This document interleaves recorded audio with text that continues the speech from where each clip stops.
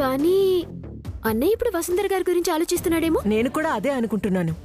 మురళీ నక్షత్రంలో పెళ్లితో పాటు వసుంధర పెళ్లి కూడా జరిపించాలనుకుంటున్నాను. ఒకసారి వసుంధర గురించి కూడా మీ అన్నయ్యని కనుక్కోమ్మా.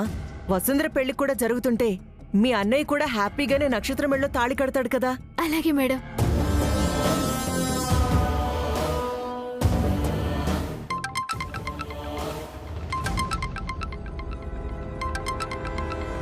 ఎవరు బావా? నా మంచి కోరుకునే నా చెల్లెలు. అంటే నా ఆడపడుచు అన్నమాట. ఇటివ్వు బావా, నేను మాట్లాడతాను. ఉండు నక్షత్ర, ముందు నన్ను మాట్లాడిని. హలో మధురా. హలో అన్నయ్య, మమ్మల్ని పూర్తిగా మర్చిపోయావు కదా. అయ్యో అదేంటమ్మా, నేను మిమ్మల్ని ఎలా మర్చిపోతాను? మీకోసమే కదా నేను మిమ్మల్ని అందరినీ వదిలి దూరంగా వచ్చి పనిచేస్తుంది. అందుకేనా అన్నయ్య మమ్మల్ని చూడటానికి కూడా నువ్వు ఇంటి వైపు రావట్లేదు? అది కాదు. ఇటివ్వు బావా. హలో, నువ్వేం దిగులు పడుకు మధురా. నేను మీ అన్నయ్య త్వరలోనే మిమ్మల్ని కలవడానికి మీ ఇంటికి వస్తున్నాం. నక్షత్ర వదినా, నువ్వే కదా అన్నయ్యని ప్రేమిస్తుంది. మధురా, ఈ విషయం నీకెలా తెలుసు? మా అన్నయ్య చెప్పాడు వదినా. నువ్వలా పిలుస్తుంటే నాకెంత కొత్తగా ఉందో తెలుసా? ఇటువు ఇవ్వు. తనంతే మధురా. ఇంకేంటి విశేషం? అందరూ నీకు వసుంధర గారికి పెళ్ళని మాట్లాడుకుంటున్నారన్నయ్య. నువ్వేం కంగారు పడకమ్మా. ఎవరేం అనుకున్నా వసుంధర గారి మెళ్ళలో తాళి కట్టేది వంశీసారి. వాళ్ళిద్దరి పెళ్ళే జరుగుతుంది. కానీ వంశీ సార్ ఎక్కడున్నాడో తెలియదు కదన్నయ్య. తెలుసమ్మా మధురా, వంశీసారి క్షేమంగానే ఉన్నారు, ఈ ఇంట్లోనే ఉన్నారు. ఎంతో మంది ఆయన కోసం ఎదురు చూస్తున్నారు. ఎవరికీ కనపడకుండా క్షేమంగా ఉన్నారా? అవునమ్మా, క్షేమంగానే ఉన్నారు. ఈ ఇంట్లో నాతోనే ఉన్నారు. ఏంటి, నీతో పాటు ఆ ఇంట్లో ఉన్నాడా?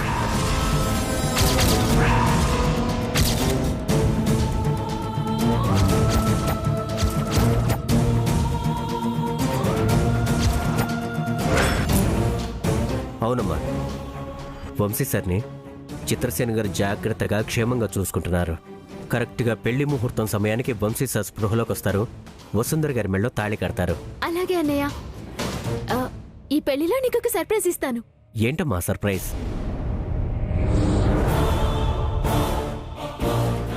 సరే అన్నయ్య, ఆ సర్ప్రైజ్ ఏంటో అప్పుడే చూపిస్తాను. బాయ్. మధురా మధురా, మా అన్నయ్యతో మాట్లాడినందుకు మనసు తేలిక పడింది మేడం. చెప్పాను కదమ్మా, అంతా మంచి జరుగుతుంది. మనం ఇంక బయలుదేరదామా? మధుర పద. ఒరే మురళి, నా అనుమానం తప్పు కాలేదురా. నా అల్లుణ్ణి చిత్రసేన్ రూమ్ లో దాచి ఆడుకుంటావా? ఇక నుంచి నేను ఆడుకుంటాను, కాసుకో. అమ్మా అమ్మా,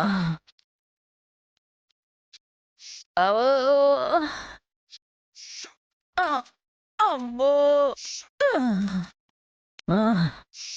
ఓసేవు నా నడుము విరిచేసావు కదా లెక్క. అమ్మా, నీ మాటలు నమ్మి గది మొత్తం దొర్లి దొర్లి వెతికినా మొత్తం ముత్యాలు 30 కూడా లేవు అనుకుంటానే. ఓసేవు, నేను వసుంధరకి హాని తలపెడతానని ముందే గ్రహించి నన్ను ఈ గదిలో బంధించేసావు కదా అలేక. నీ సంగతి చెప్తా. అమ్మా, నడు విరిగిపోయింది. అమ్మో, ఇంక తీయడం నా వల్ల కాదు, నా నడు విరిగిపోయింది. ఇప్పుడు ఈ గదిలోకి వచ్చి నన్ను కాపాడైతే ఎవరు? అపర్ణాదేవి గారు.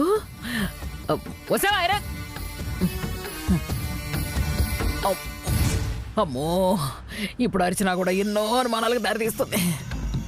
ఏదో ఒకటి చేసి ముందు ఇక్కడి నుంచి అయితే బయటపడాలి. ఎట్టా?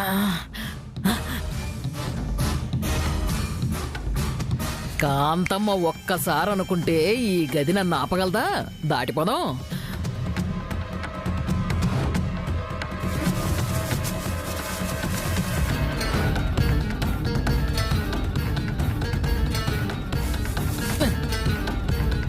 అమ్మా, ఆ వసుంధర కోసం ఈ పెన్ను పేపర్ పెట్టడం చాలా మంచిదైంది.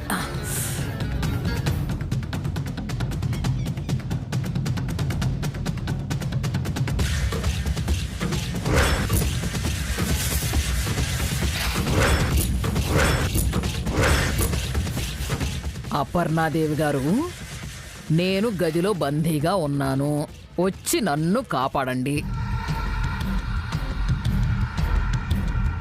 ఐరేంద్రే, నేను ఈ గదిలో బంధింపబడ్డాను, నన్నొచ్చి కాపాడు.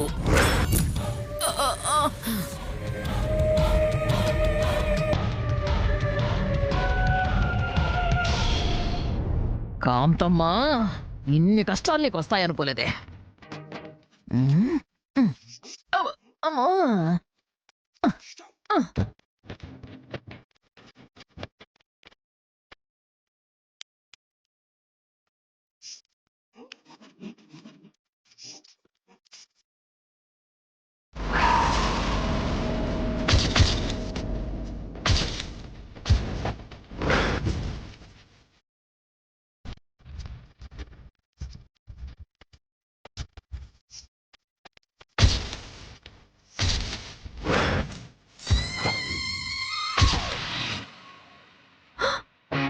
అమ్మ నా వెర్రి నానమ్మ, బయట పడిపోవడానికి ఇన్ని ఎత్తులు వేస్తావా?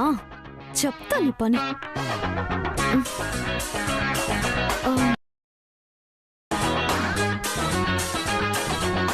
ఈ గది శాశ్వతంగా మూసి వేయబడింది. తెరవటం కుదరదు.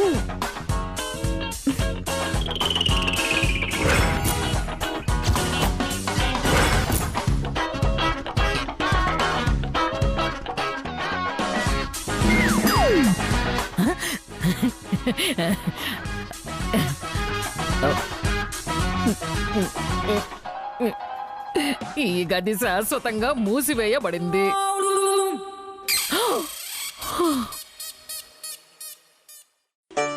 ఒసే అలేఖ్య, నా మీద ఇంత కక్ష కట్టావు కదే. అయినా కూడా నా ప్రయత్నాన్ని నేను ఆపను.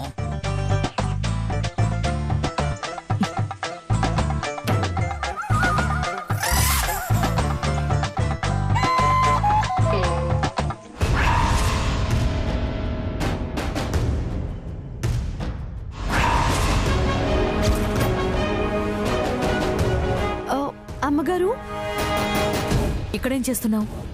అబ్బే ఏం లేదు, ఏదో పడినట్టుగా అనిపిస్తుంటే చూస్తున్నాను. పని వాళ్ళు చూసుకుంటారు. నువ్వు వెళ్ళి ఇంకా కళ్యాణ మండపానికి పంపించాల్సినవి ఏమైనా ఉన్నాయేమో చూడు. అలాగే అమ్మగారు. ఏమిటది?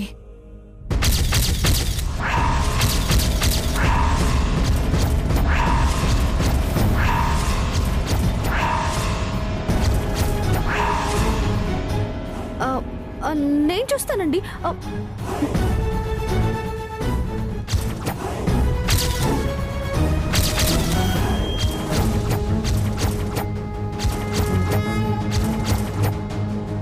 ఈ గదిలో ఎవరో ఉన్నట్టున్నారా లేఖ్య? పద వెళ్దాం, తలుపు తీద్దాం.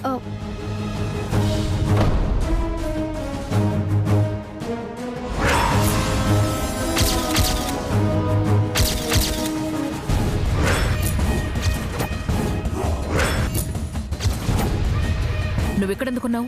ఏం చెప్పమంటారండి నన్ను? నా కర్మగాలి ఈ గదిలో ఉండిపోవాల్సి వచ్చింది. ఏమిటా లెక్క? నీకైనా మీ నాన్నమ్మ మాట వినిపించలేదా? మా నానమ్మ నన్ను పిలవలేదమ్మగారు. ఏంటి నానమ్మ, నువ్వు నన్ను అలెక్కి అని పిలుచుంటే నేను వచ్చేదాన్ని కదా, తలుపు తీసేదాన్ని కదా. ఈసారి భరోసా ఇచ్చావు కదే, ఏదైనా ఆపదలో ఉంటే ఈసారి అలేఖ్య అని పిలుస్తానులే. అలాగే నానమ్మ, నువ్వే మొహమాట పడకు. సరే సరే సరే. ఏడు. ఏమిటి కాంతం, ఏమైనా చెప్పాలా? ఏం లేదు అపర్ణాదేవి గారు, మనం అనుకున్న తంతు అనుకున్నట్టుగానే జరుగుతుంది. సరే వెళదాం పద.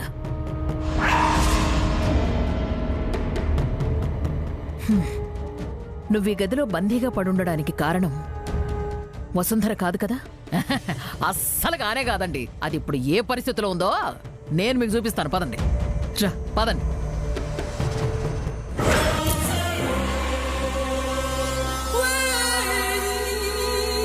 ఒరేయ్ మురళి, ఇన్నాళ్ళు నా అల్లుణ్ణి ఈ ఇంట్లోనే దాచి నేను బీజం వేసిన కథను ఎంత నీట్గా డ్రైవ్ చేశావురా. ఈ రోజుతో నీ కథకి ముగింపు చెప్పి నా అల్లుడి చేత నిన్ను బయటికి తరిమి కొట్టిస్తాను.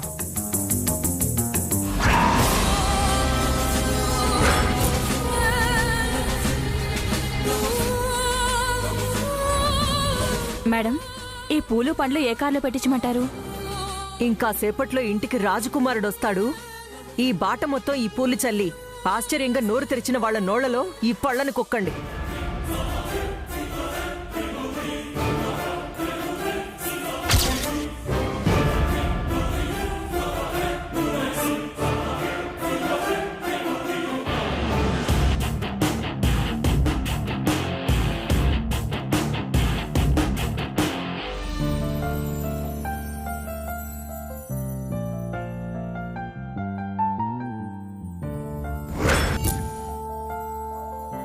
ముహూర్తానికి సమయం దగ్గర పడుతుంది వంశీ సార్. మీరు త్వరగా కోలుకోవాలి. నేను గీసిన ఆ చిత్రపటాన్ని మీకు బహుమతిగా ఇవ్వాలి.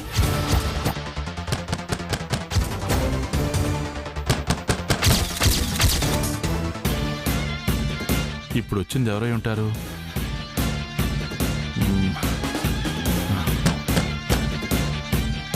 ఇప్పుడు నేను మందులు వేసుకుని ఉన్నాను.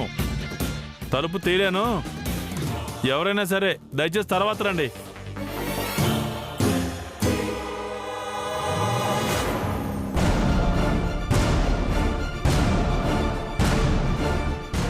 చిత్రసేన్ గారు, చిత్రసేన్ గారు.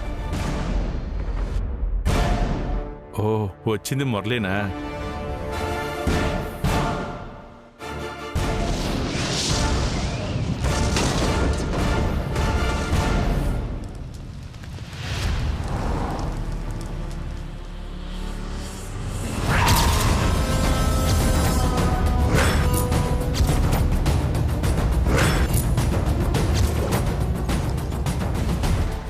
మీరేంటి చిత్రసేన్ గారు, ఏదో ప్రేతాత్మని చూసినట్టు అలా చూస్తున్నారు?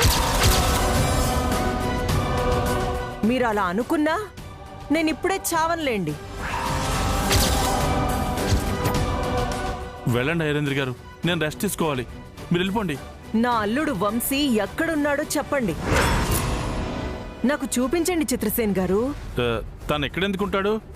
కళ్యాణ మండపంలో ఉంటాడు. అక్కడికి వెళ్ళి చూసుకోండి. మీ గదిలోకొచ్చి కొంతసేపే అయినా ఇంకా మీ రోగం నాకు అంటుకోలేదులే చిత్రసేన్ గారు. ఇంకా నన్ను పిచ్చిదాన్ని చేయడానికి ట్రై చేయకండి. నా అల్లుడు ఎక్కడున్నాడు? ఈ ఐరేంద్రకి నిజం తెలిసిపోయినట్టుంది. ముందు ఈ విషయం మురళికి చెప్పాలి.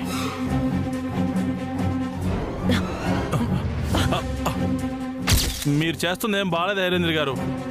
ఇక్కడి నుంచి వెళ్ళిపోండి. బలమైన రాయి తీసుకుని గాల్లో ఎగురుతున్న పక్షిని కొడదాం అనుకున్నాను చిత్రసేన్ గారు. కాని గురి తప్పకుండానే రాయి బరువెక్కి కింద పడిపోయింది. అది కింద పడేదాకా తెలీదు గాల్లో బరువు నిలవదని. వంశీ గురించి నిజం బయటపడే వరకు తెలీదు తను ఇక్కడే ఉన్నాడని.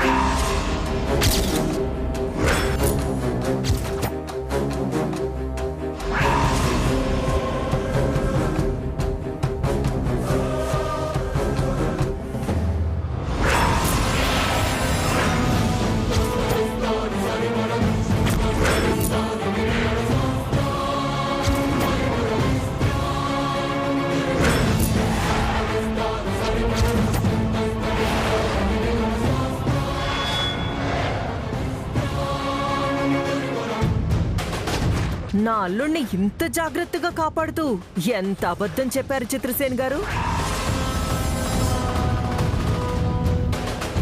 మీకు దండం పెడతానమ్మా, అతను వదిలేయండి. మళ్ళీ ఆయన వసుంధరకు దూరం చేసి తన ప్రేమను ఓడించకండి. ఆహాహా, ఏం చెప్పారండి చిత్రసేన్ గారు. మా వంశీ ఇలా అడ్డంగా పడుకున్నా మీ ధైర్యం ఏంటో నాకైతే అర్థం కావట్లేదు. చిత్రసేన్ గారు, ఇప్పుడు నా అల్లుడు నాకు బాగా కావలసిన మనిషి. వదిలేసి వెళ్ళిపోండి చిత్రసేన్ గారు. మీరిక్కడి నుంచి వెళ్ళకపోతే ఇంట్లో వాళ్ళని పిలుస్తాను. పిలవండి, పిలవండి చిత్రసేన్ గారు.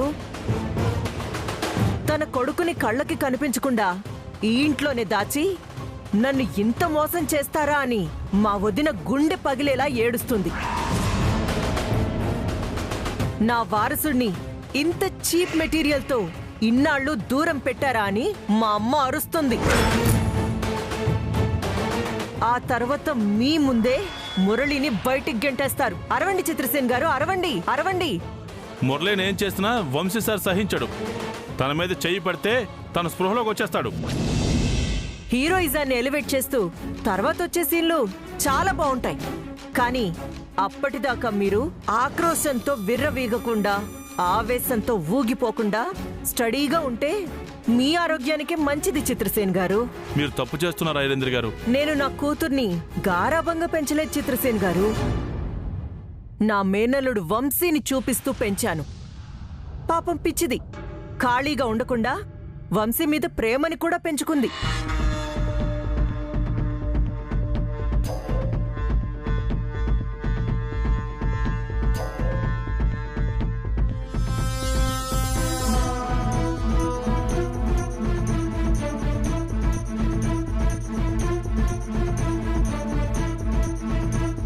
అది పెళ్ళిడికొచ్చాక తన పక్కన భర్తగా వేరే వాళ్ళని ఎలా ఊహించుకోగలదు?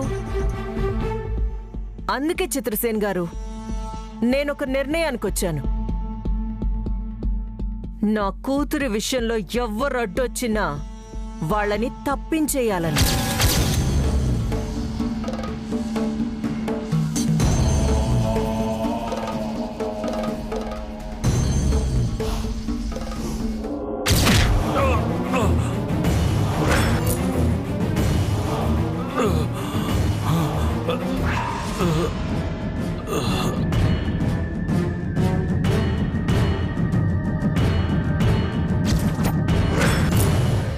నీ వల్లేరా ఈరోజు నాకు ఈ గతి పట్టింది. వంశీకి నా కూతురికి పెళ్లి జరిగే సమయానికి హార్ట్ ఫ్రెండ్ ఫోటో తీసుకొచ్చి నా కూతురు నుంచి వంశీని వేరు చేశావు. నిన్ను ఆ రోజే చంపేసుంటే వ్యవహారం ఇక్కడి దాకా వచ్చేది కాదు.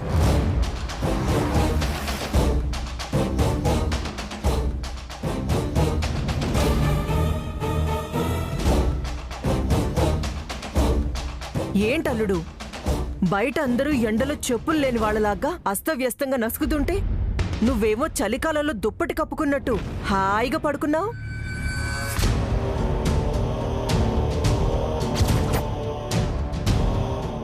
నువ్వు స్పృహలో నుంచి వచ్చే టైం దగ్గర పడింది. నిన్ను స్పృహలో నుంచి నేను రప్పిస్తాను కదా.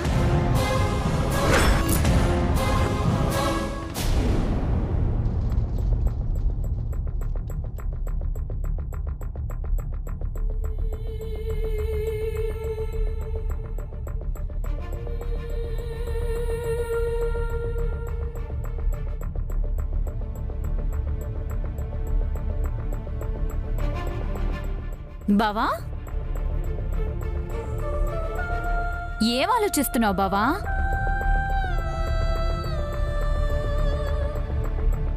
ఇప్పుడు కూడా మా అమ్మ గురించి ఆలోచన బావా. ఏ మూలనో కూర్చొని ఈ పెళ్ళెలా ఆపాలా అని ఆలోచిస్తూ ఉంటుంది. తను అలా ఆలోచించకుండా ఉండాలంటే నక్షత్ర, మనం కాస్త జాగ్రత్తగా ఉండాలి. అంటే మా అమ్మని దారి మళ్లించడానికేనా బావా మనిద్దరి మధ్య ప్రేమ ఉన్నది? అంటే నక్షత్ర అది కాదు. అంటే మీ అమ్మ వల్ల మనిద్దరికే కదా ప్రమాదం, దాని గురించే. మనల్ని విడదీయడం మా అమ్మకి అంత సులభం కాదు బావా. నేను పెద్ద మొండిఘటాన్నని మా అమ్మకి చాలా బాగా తెలుసు.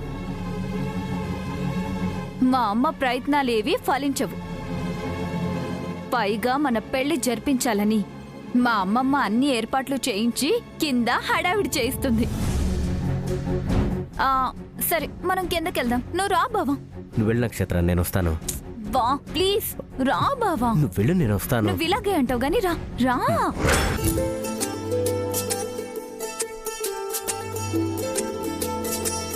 ఈ సూట్ కేసులన్నీ కంపెనీ కారులో పెట్టించి డ్రైవర్ నానిని బయలుదేరమని చెప్పండి. ఒక్క నిమిషం.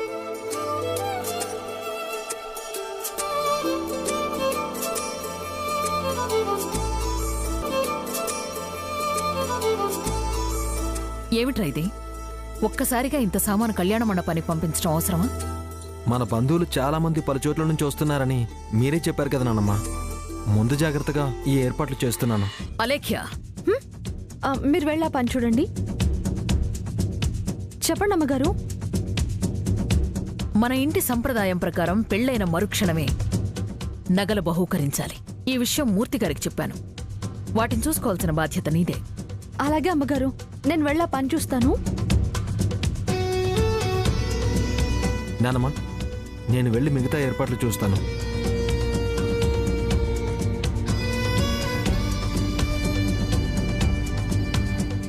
అపర్ణాదేవి గారు, ఇదొక్కసారి చదవండి. ఏమిటది?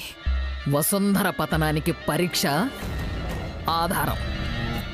అది రాసిన సూసైడ్ లెటర్.